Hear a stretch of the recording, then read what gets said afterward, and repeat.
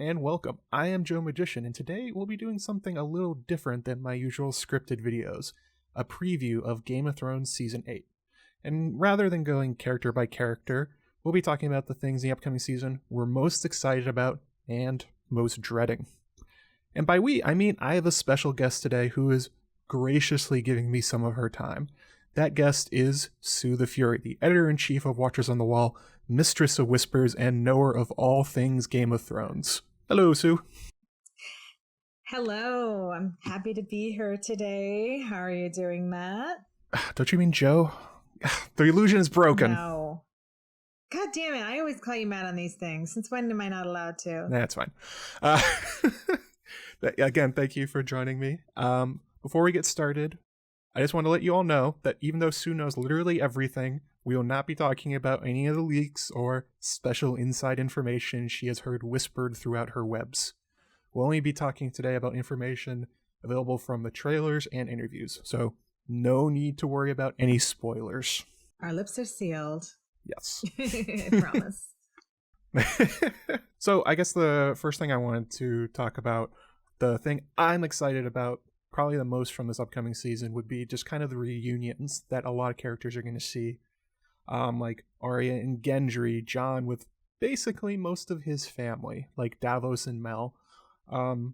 Many of them have been separated since very early on in the show, or they left on, I'll say, not nice terms, like Davos and Mel.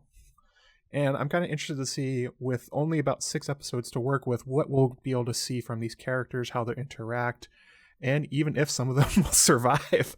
Like, I think some of these characters definitely have a target on their back, like Mel. Yeah, absolutely. I mean, I think that's the thing everybody is really waiting to see. I mean, some of them are good, some are bad reunions. I think, like a lot of people, it just kind of fills me up with a lot of joy just to think about Arya and Gendry finally getting to hang out again. Whether it's a shippy aspect or whether it's just a friendship aspect, they are a really amazing team up. So I mean, it really does make me just kind of squee in a ridiculous way to picture. Yeah, I mean, I can't wait. That's one of the things I'm most excited about seeing is, I mean, I just hope we get like a nice, warm reunion, and it's not just kind of brushed to the side. I mean, I know the biggest moment is probably going to be Jon with Arya, but I hope, sure. But I mean, Arya really had some of these major formative moments for a couple seasons with Gendry, and I do Gendry. But I'm slipping into the shipping name. Haha. But yeah, so I do feel like that's a really kind of special friendship that needs to be kind of acknowledged now that she has changed so much. You know what I mean? So I feel like Gendry is someone who can also recognize how much she's changed and how far she's come. But on the other side of that, I think it's kind of good to mention Davos and Mel. That's a really good example of another really important reunion that we... Yeah, not a super happy one. That one's going to be... I don't know what to make of that, because Davos and Mel, when they last parted, Davos basically told her, if I see you again, and Jon, I think, basically said this too, like, you come back, we're going to kill you. And by all accounts, she's coming back. So are they actually going to do the deed? Because Mel, as George's version of Dark Phoenix in his fantasy world, because he's such a giant comic book nerd, she is one of the few characters with true power. She has magical power, and the others, or the White Walkers, are a magical threat. So her ability to see in the flames, I don't think she showed this off in the show, but she apparently has the ability to make eagles blow up with her mind. Kind of like a Stranger Things power going on.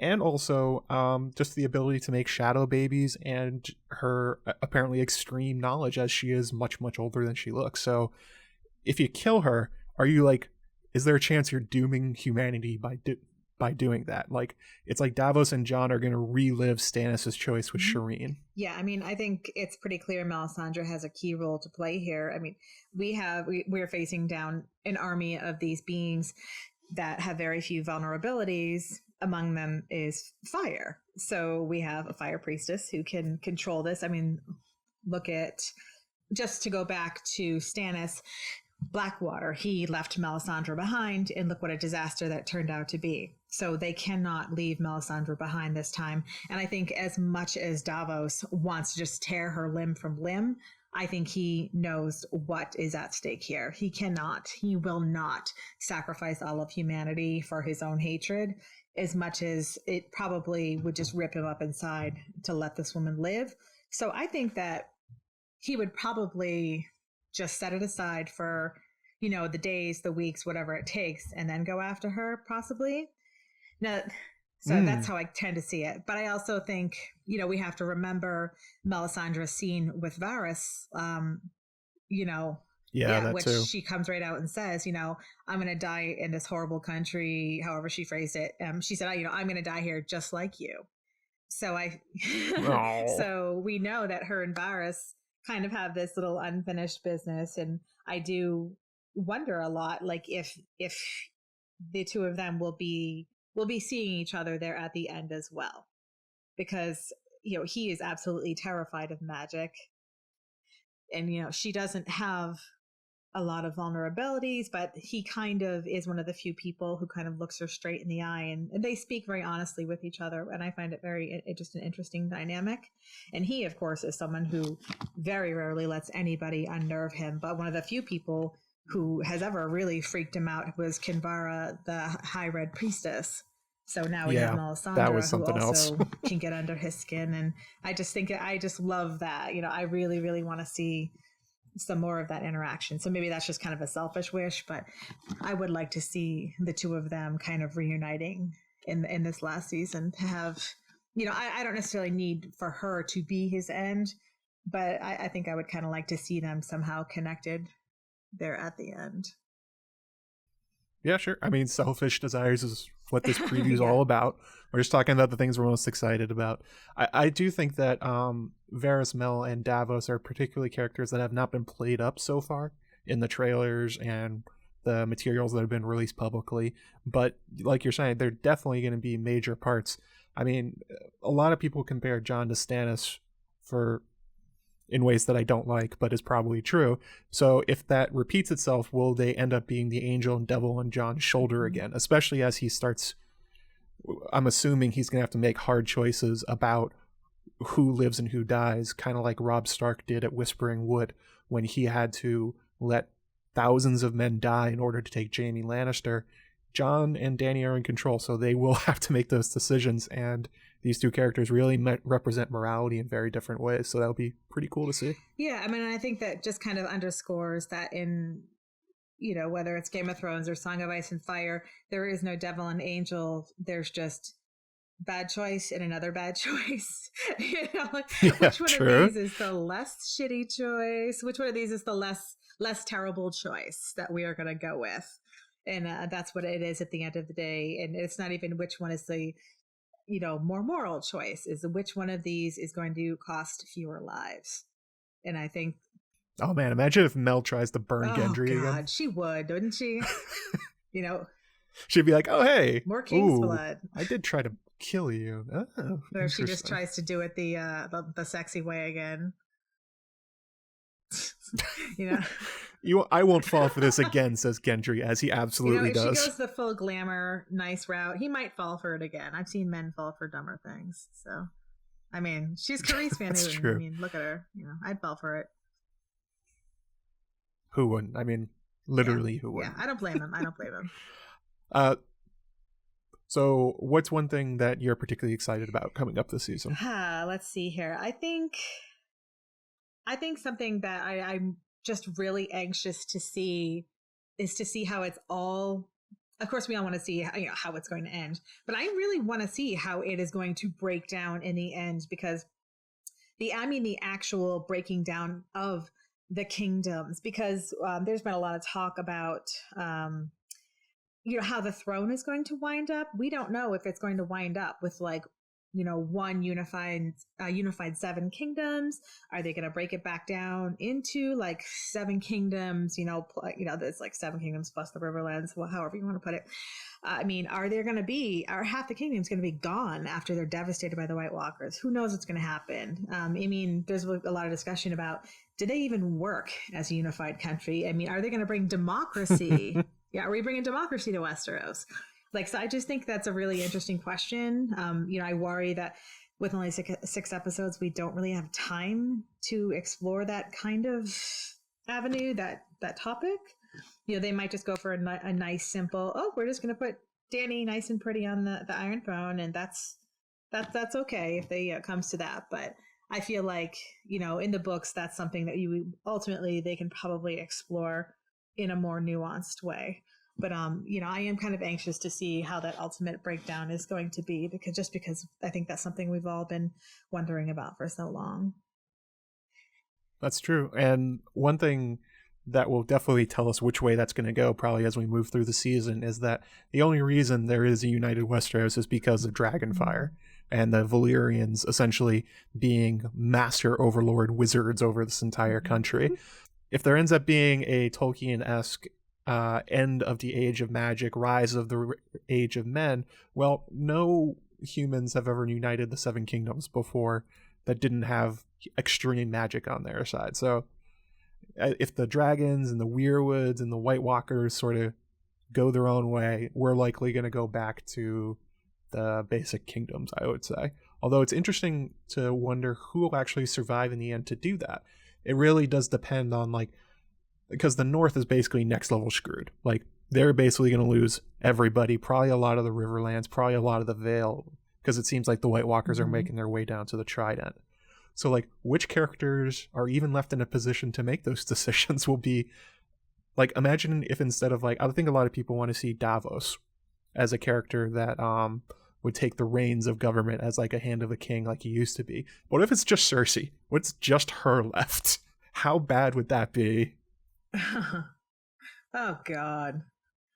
That would be terrible. I feel pretty confident it's not going to happen just because of the Valonqar prophecy and the fact that the show really did not have to include that, Maggie the Frog a few seasons ago, and they really, really went out of their way to include it. So she is definitely going down. But God, that would just be the worst, wouldn't it? It'd be a gut punch. It would be terrible. But no, I think Davos is really, really great at being the hand. He is really great at carrying out other people's vision, but I don't know that he necessarily has the gifts of creating his own vision and inspiring other people to come together in the way that Dany or Jon do. And I think that's a kind of special kind of charisma that the two, I'm just going to, use Dany and Jon as an example, although some other people have kind of, inspired that throughout the series. But I think that's one of the most striking visuals of the entire series for me is the end of season 6 with Daenerys sailing for Westeros. The fact that she sailed with the Tyrells and the Martells and the Greyjoys, and the Unsullied, who choosing to stay with her, and with the Dothraki horde, who really, she could not have controlled that horde if they had chosen to ride off. I mean, she could have scorched them to death, but it would have been a battle. I mean, she has this disparate collection of people that love her, like Missandei and Varys and Tyrion. She inspires these people to stay with her. And the fact that they all choose to rally under her banner, I think that's a pretty remarkable thing. And yes, the dragons are a pretty sweet inspiration. Yeah. Well, look, giant flying nuclear weapons. I guess we Absolutely. will follow the woman that controls them. Heck yeah. One person I think that a lot of people are underrating that may make it to the end is that Tyrion's line early on about how he wants to die and how he wants to die in bed, having sex with a beautiful woman with wine. It's well, maybe that's foreshadowing. Maybe he actually will make it to the end because they tried so hard to play up that he's this quote-unquote great administrator and he's great at the game and he's been studying all his life. It's maybe this is actually his calling, rebuilding Westeros. Yeah, I hope that whatever happens to Tyrion, at the very least, he gets some sex before the end. Yeah. No matter what, just send him a hooker, right before the end. That's all he wants. That's all he ever wanted, right? This poor man. Surprise Roz White comes back. Oh no, Esme Bianca, what are you doing here? Oh my God, that poor Tyrion. All he ever wanted was a book, a goblet of wine, a little handy under the table. That's all he wanted. That poor man. He may end up rebuilding a destroyed land. How awful for him. I guess moving on to one thing that I'm particularly dreading from this upcoming season. It seems from the trailers and the teasers that they definitely want you as a viewer to think that there's going to be conflict between Arya, Sansa, and Dany in Winterfell. And I'm not opposed to those characters being in conflict and having some sort of arc just between them. Like, they should. They're great characters. But after last season, with the fake fights that they essentially had Arya and Sansa run to, and it was so inconsistent, and at times they went from being super intelligent to being incredibly dumb. Sometimes they were playing Littlefinger, sometimes they weren't. If I want them to do better than that, but based on their track record of making up these kind of conflicts in Winterfell, I am not excited about it in particular. I want them to be able to, but, you know, Yeah, it just was not authentic what they were creating last season with Sansa and Arya. I mean, it felt like they spent several episodes just trying to come up with something for Sansa and Arya to do, and just so that they could have this one really cool payoff moment of Littlefinger, you know, with the women turning on him like, gotcha, which that was, you know, a lot of fun.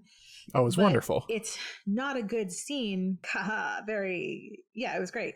But this preceding like 5 episodes were total bull. So no, it was not a good season for them in that sense. And it just sacrificed a lot of character growth because we spend so much time with Sansa recovering and her understanding that Littlefinger had betrayed her by basically selling her out to Ramsay. And so we're like, oh yeah, so she knows he's not to be trusted. And then all of a sudden she's trusting Littlefinger again. And made no sense. No, it was just ridiculous. So yeah, it didn't work on that level. And then I think it's understandable that, you know, there would be some issues between now Daenerys and the sisters, you know, with Jon having gone south and essentially knelt and handed over like the North. But yeah.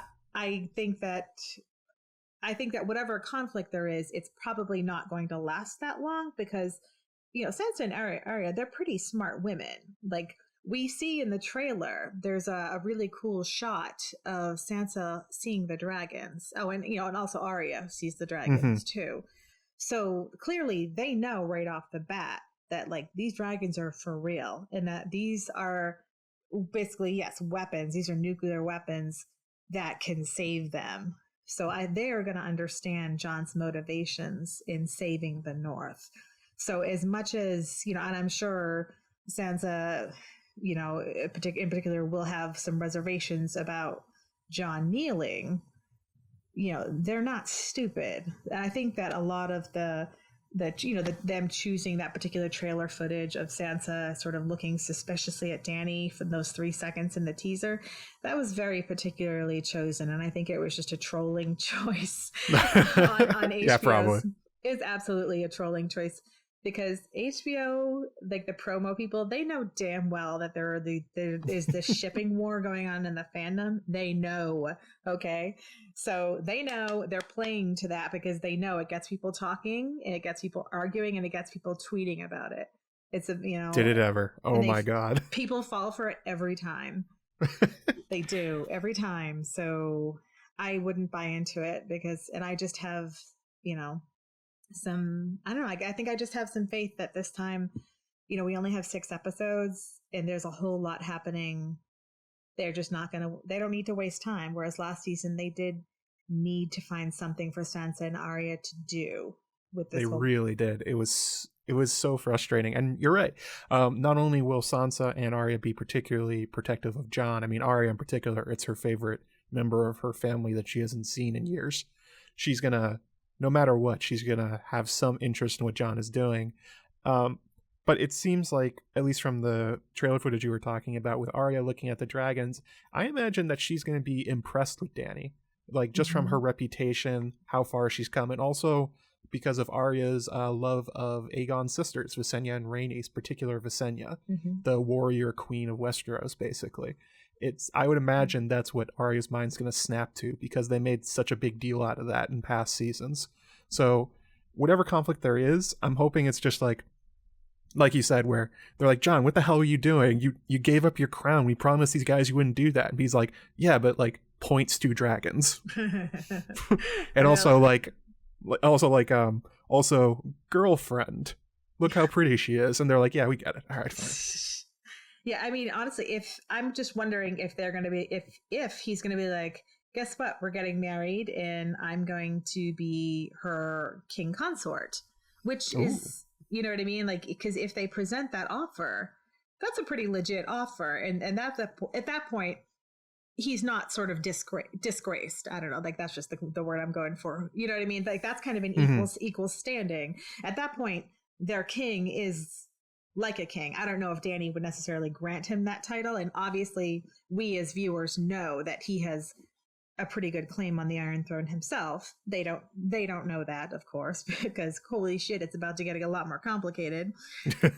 Yeah. when Bran drops that bomb. But presuming he does, I'm really looking forward to Bran's reaction when he finds out. He must already know. I mean, oh yeah. Well, you know, it's funny though, because his vision, it seems like Bran only knows when he turns his attention to it. So it seems like he might not know until he meets Dany, and then he goes, oh, okay. You know what I mean? Like he might... He might do a quick Wikipedia browse like through Dany's history and then be like, ooh. Oh no, that means he's gonna see Daario. And the blue and the blonde mustache and the blue hair. He's gonna see Book Daario. Daario pops out of nowhere looking like a banana. Oh no. He's gonna see Daario having her every way that you can have a woman. Oh god. Oh no. And then she has to sit on a pillow for a week. It's not good. Anyway, going back to transition to something I'm actually excited about, it is the role of Bran and Sam in this upcoming season, because a lot of what we've seen so far is a lot of battle footage, people running from things, fire and death and dragons everywhere, but only like a little bit of Bran and Sam in the background. But they're characters that are really holding a lot of the cards in this upcoming conflict. Bran as the three-eyed crow, he has the attention of the Night's King in a way few characters do. They've essentially been like throwing jabs at each other, with the Night King making the ravens scatter and him grabbing Bran's arm, and just the total amount of knowledge he has. But Sam, on the other side, he can sort of give legitimacy to what Bran is seeing, or maybe come up ways to like fabricate reasons why it's true, because people won't believe Bran outside his family probably. And especially because basically the humans are screwed if they fight a straight up battle against the White Walkers. They will not win. They have an unstoppable army of whites that does not need to feed, does not need to sleep. They will just keep climbing up walls until they are all dead. And they just keep adding to it. So any kind of way the humans are going to win, it's probably going to be through characters like Bran and Sam and Varys, who are identifying targets behind enemy lines or objectives that the Jon charging into battle swinging his rubber Valyrian steel sword will not be able to see. Yeah, I mean, I think that Bran and Sam are going to be what they always have been, which is the mind. You know, in sort of two different ways, essentially. I think that Bran is going to continue doing what he has been doing. I think we're probably going to see him warging in some very interesting ways. Sure. There's a lot of theories going around about that. So, yeah, I think you can use your imaginations kind of, but ultimately he's probably going to be a big part of taking down the Night King, because that seems to be his destiny. That's why he's there. I mean, the three-eyed raven and the Night King, they are like those great enemies, you know? I think that's kind of why we've seen Bran sacrifice some of his humanity, is because you can't really take down a great evil without becoming a little bit yourself part of that. You know, I think you just can't. And I think maybe that's part of what Martin was saying, and, you know, Benioff and Weiss in adapting it is, I think that's part of the whole sort of moral issue, is maybe because a lot of times in classical fantasy, you do have those sort of that pure white imagery, you know, whereas realistically, you know, you often see heroes become quite tarnished. And in a lot of the fantasy, I think that Martin himself enjoys you see heroes do become like, I guess I'm thinking of like Frodo when he has the ring and he starts to become dark. You know what I mean? Like, things like that. And I feel like that's something that is Bran could relate to. That's exactly where I was going to go with this, where it appears that the relationship between Bran and Jon in this upcoming season, I would compare it heavily to Aragorn and Frodo, where the humans are fighting a battle they cannot win, like when the forces of Gondor marched on the gates of Mordor. They essentially got Sauron to change his gaze and look somewhere where he's not, while the sneaky little guy runs in and pops the objective that makes him lose. It probably won't be that simple, because that was a really simple way for Tolkien to wrap up that story. Martin will and Dan and Dave will probably do something more complicated, but that kind of relationship of the humans losing, and then somehow winning, or at least coming out with another pact or something at the end, is something I'm particularly interested in. Yeah, I think that, Tolkien has the advantage in that, having invented so much of those kind of tropes, for him, a lot of that was new. I mean, I know he did take his inspiration from a lot of myths and things like that, but, that kind of high fantasy, he did sort of create a lot of it, so now Martin has to subvert and sort of build upon that. So yeah, I do think that Martin, and of course, Benioff and Weiss, and adapting it, he and they are going to have to be a lot more creative and twisting things a little bit. And I think too, they have a lot more players on the table. I mean, yes. I know that in Lord of the Rings, there are tons of tons of players, but I feel like, I mean, I could be wrong because I'm not nearly an expert of Lord of the Rings the way some of y'all are, but I feel like Lord of the Rings has a lot more sort of tertiary characters, but in terms of the major characters, you know what I mean? I feel like there's still a lot of major characters in the forefront here, and that is complicating things. So that it's hard to predict because of that. I don't know.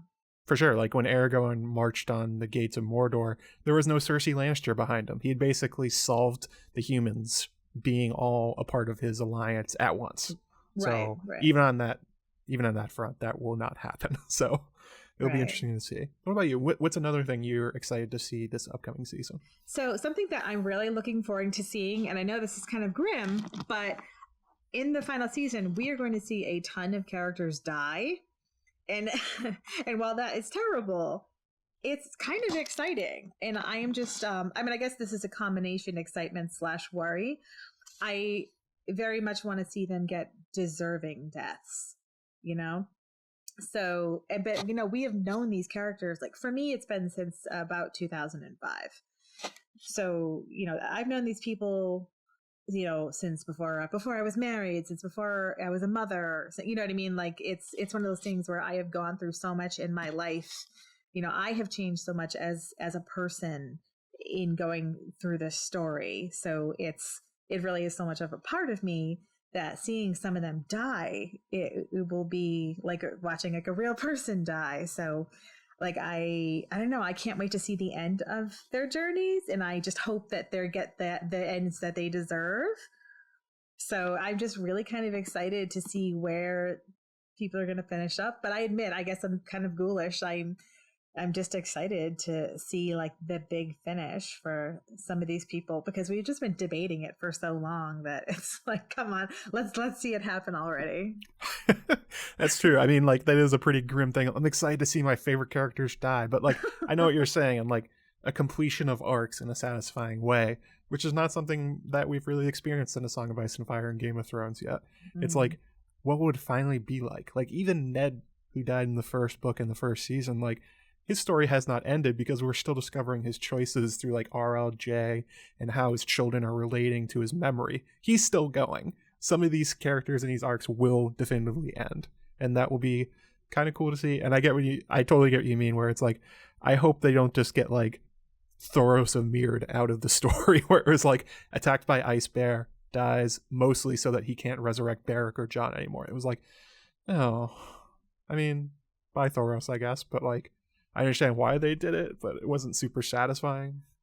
Yeah, I mean, like, I was so happy to see Benjen come back, and I don't think it's going to play out in the same way in the books, but nonetheless, like I love Joseph Mall, like on a personal level. I just think he's super sexy, but like I think he's a great actor. Have you ever watched Ripper Street?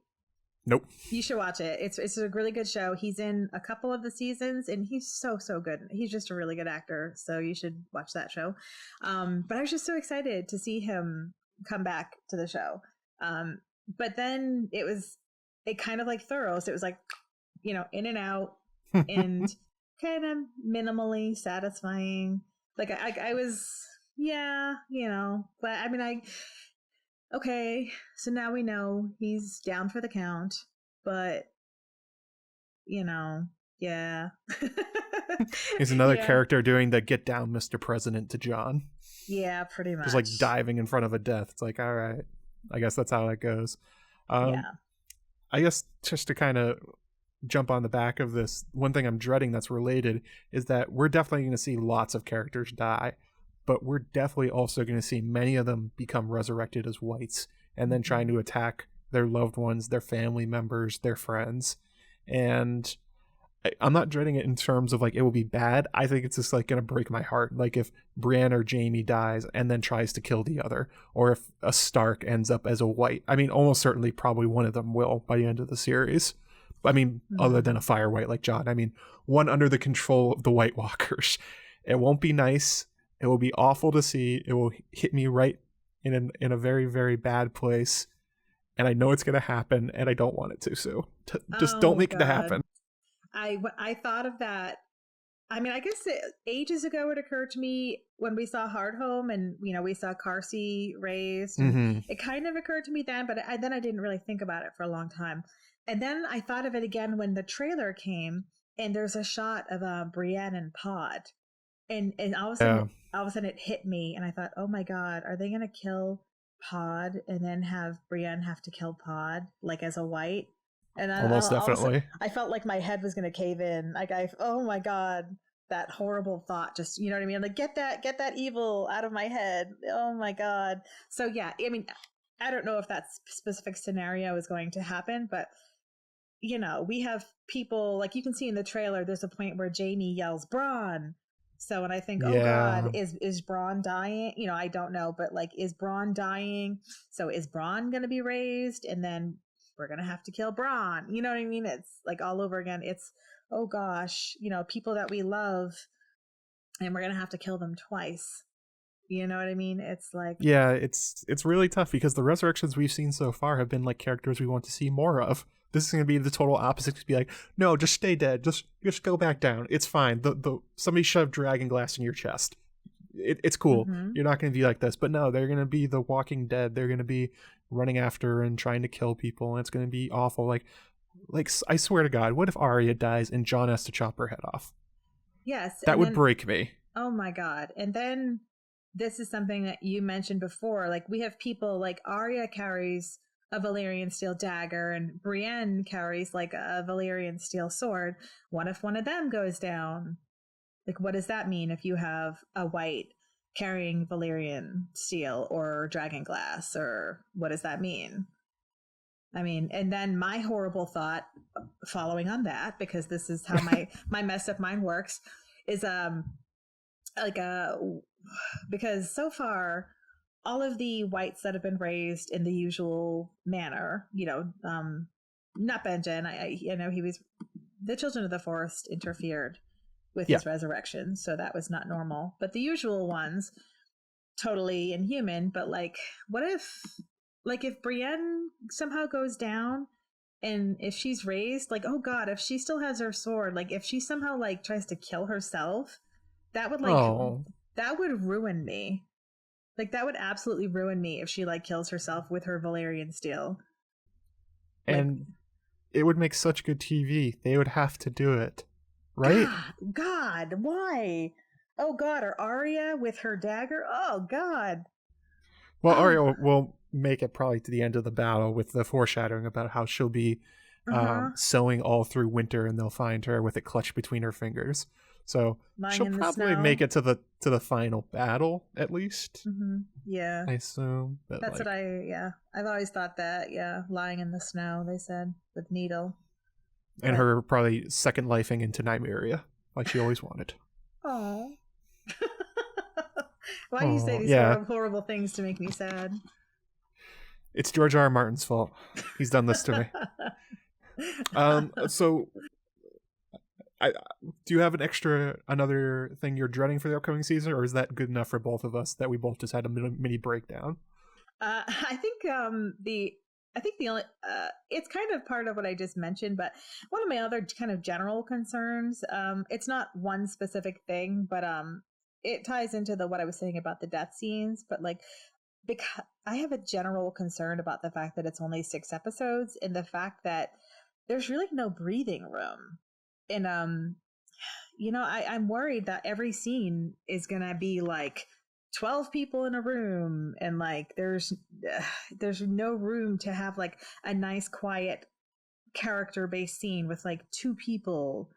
Or if we do all of those scenes that we have like that, it's just going to be like, I mean, I like Jon and Dany, but I'm worried the only people who are going to get those nice quiet scenes are going to be like Jon and Dany, because they are like the sort of the central romance here. But like, in previous years, we did have like a lot of those nice scenes because everyone was in separate locations. And while it was very exciting to see different storylines come together, now I'm starting to feel a little bit of that claustrophobia.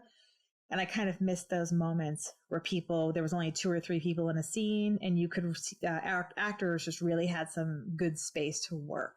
And now we only have only 6 episodes. So I think that's just a little bit of, maybe just a little bit of nostalgia for some of the earlier seasons.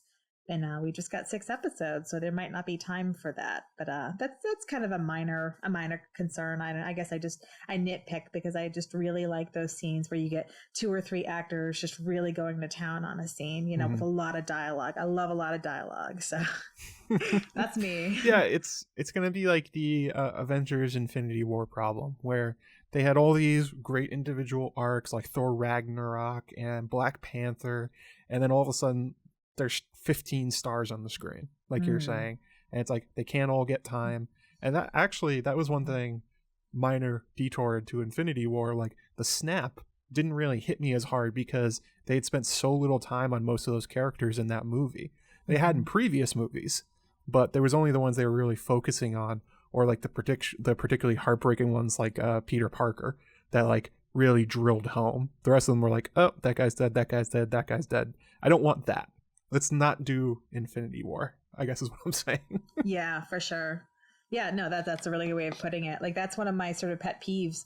Like, that's why I like the Avengers movies, but I don't love them as much as other people, because I feel like I will watch a Marvel movie like the Thor movies, and then I will watch Avengers, and I will feel like I'm getting a complete 180 on the characterization, because Thor in a group scene is completely different than Thor in a solo movie. And it's really fascinating that they're so inconsistent that way.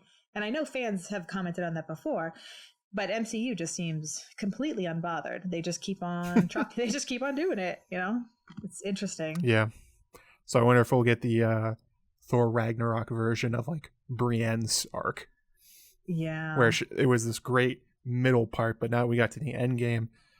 She's not likely to be a huge part of the end game well, she might be, but it doesn't seem like she is, just based on how late she came into the story and what she's done so far.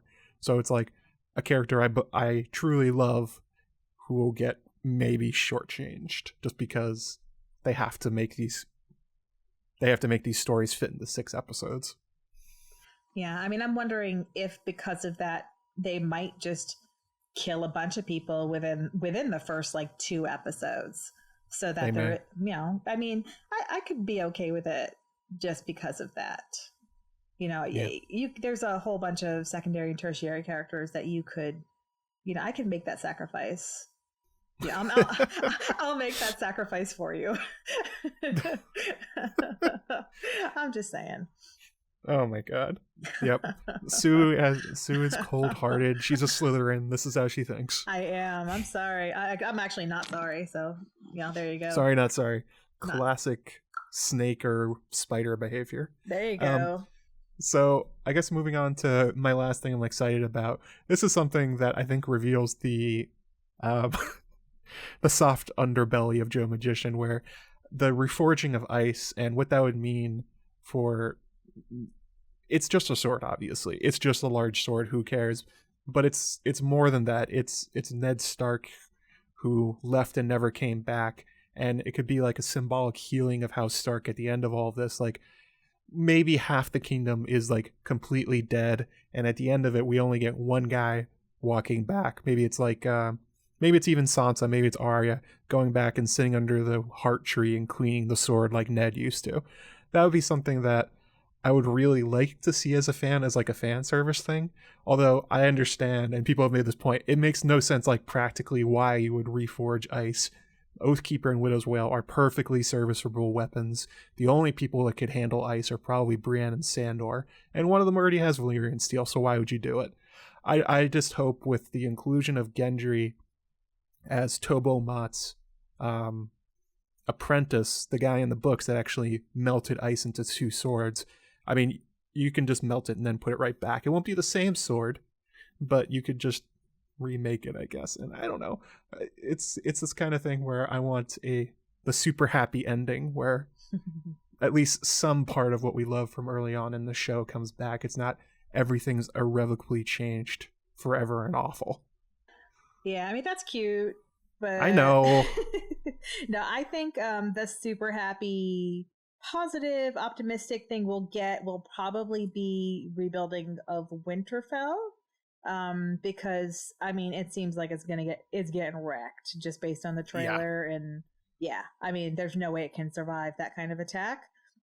But I just don't see us getting a total parallel of the scene the way you're helping. And yeah, I don't see the need for direct parallel. I don't have as an optimistic a hope for Jon the way a lot of people do, because to me, he is just the Walking Dead. He's a fire white, and I don't foresee a long lifespan for him. So it's not a spoiler. I just don't foresee a long life for him. So therefore, I don't picture him, like polishing the sword underneath the weirwood the way a lot of people. It wouldn't have to be Jon. Any of the Starks doing it would be good for me. Yeah, but they wouldn't. Why would they? Sansa wouldn't be doing that. And Arya is not a big, giant sword polisher, and that's not a creepy metaphor. So it's not a creepy. Sue, you're poking holes in my beautiful dream. I am. That's what I do. So that is what you do. Yes. So for me, it just, so I don't see the point of it. I mean, it's no longer ice. It's not ice. Let it go. I like some fan service, but if it's fan service that makes no sense, then you just have to let it go and find some other fan service that does make sense. So nope, I'm on this one. So you could have them go let's find a better fan service. End with them in the Godswood, but not polishing the sword. What if it was just Sansa looking into it? Because remember, here's the thing: you keep sort of fixating on Ned, and you keep forgetting about Catelyn.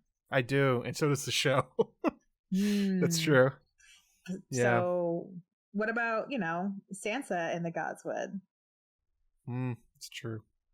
Yeah, that would be something nice. Her walking through the Godswood and looking around and just her husband Gendry sitting there.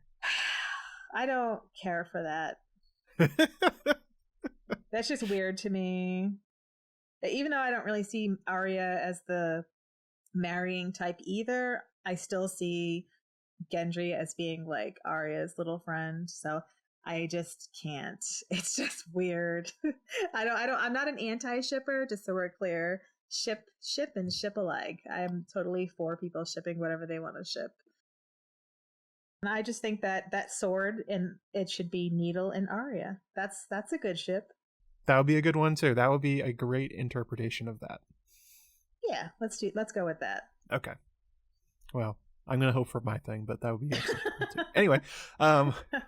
So the last thing I am dreading for this season is that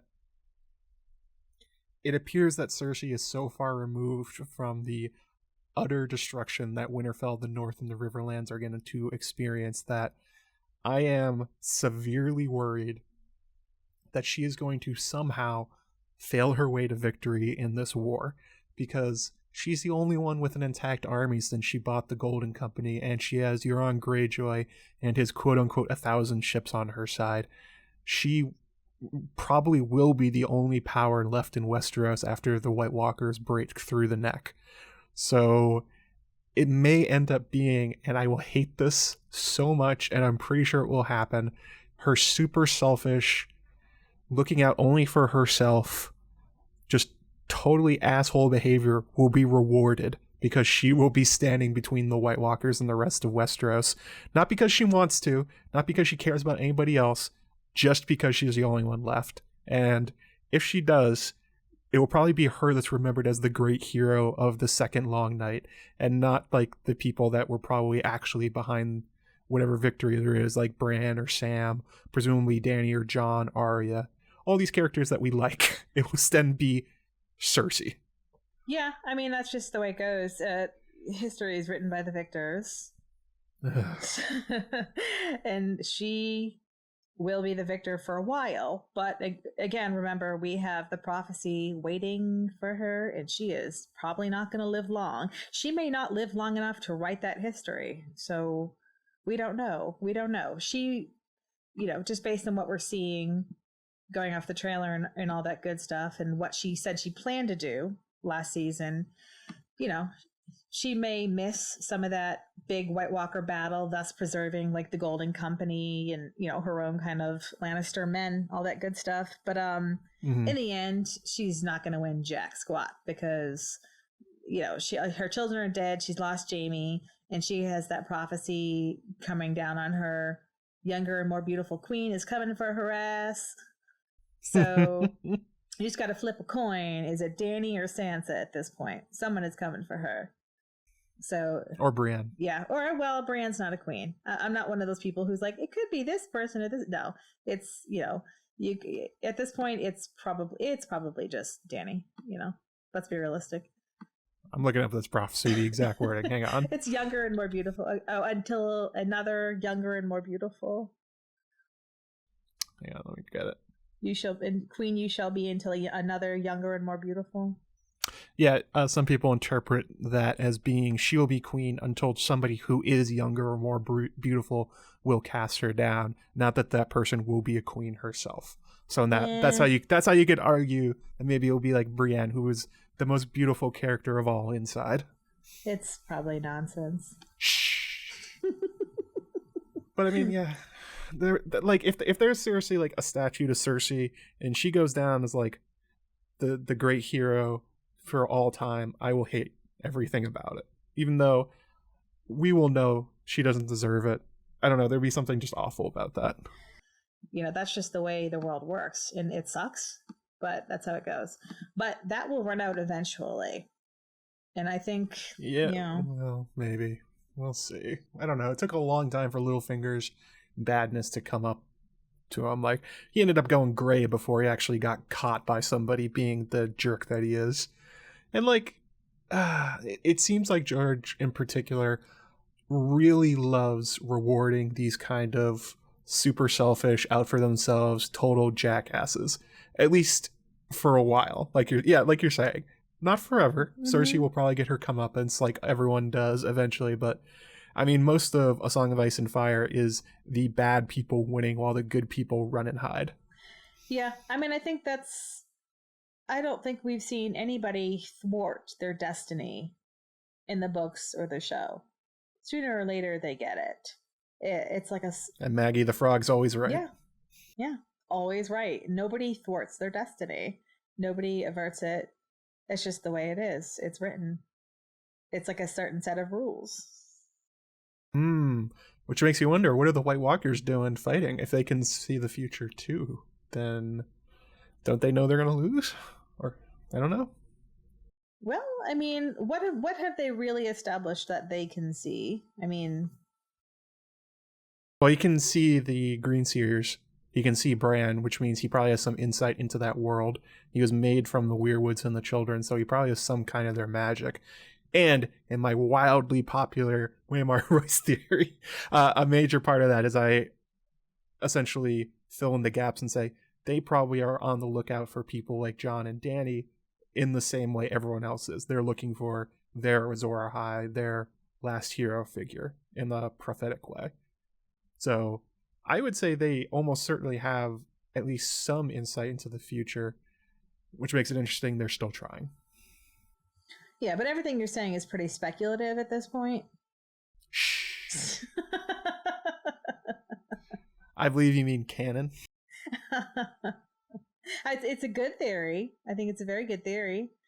But, I'm just talking about, what we are looking at in show canon, because we have to consider that at this point, the Night King in the show and the Night King in the books are wildly divergent. So it's hard to make all of the Children of the Forest book canon and the show canon kind of mash up sometimes, because it's a little awkward. Oh, I can do it. You'll make it work. I've been there. I have made these theories work, linking them together.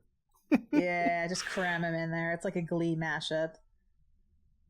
Yeah, that's kind of what it's like. That's what my articles for Watchers are like. Like, what do you mean Beyonce and Katrina and the Waves? What?